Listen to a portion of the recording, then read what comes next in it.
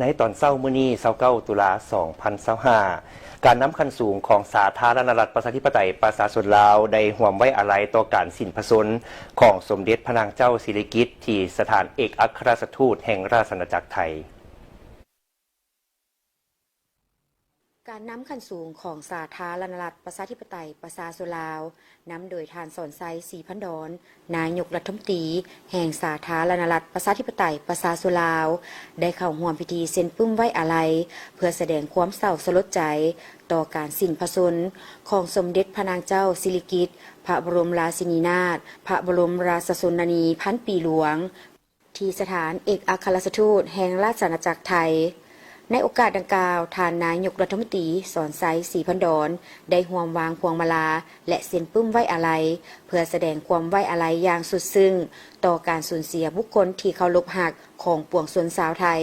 ซึ่งมีเนื้อในดังลุ่มนี้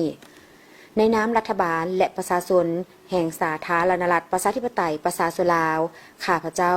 ขอแสดงความเศร้าสลดใจอย่างสุดซึ้ง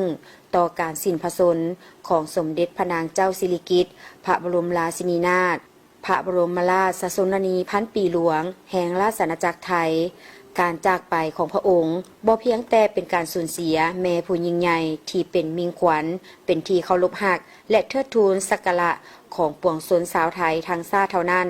แต่ยังเป็นการสูญเสียญาติมิตรที่ใกล้ชิดผู้มีคุณงามความดีอันใหญ่หลวงของประชาชนลาวอีกด้วยในนามรัฐบาลและประชาชนแห่งสาธารณรัฐประชาธิปไตยประชาชนลาวข้าพเจ้าขอแสดงความเศร้าสลดใจอย่างสุดซึ้งและขอแบ่งเบาความทุกโศกมายังพระบรมวงศานุวงศ์ทุกพระองค์และปวงชนชาวไทยมาณโอกาสนี้ด้วย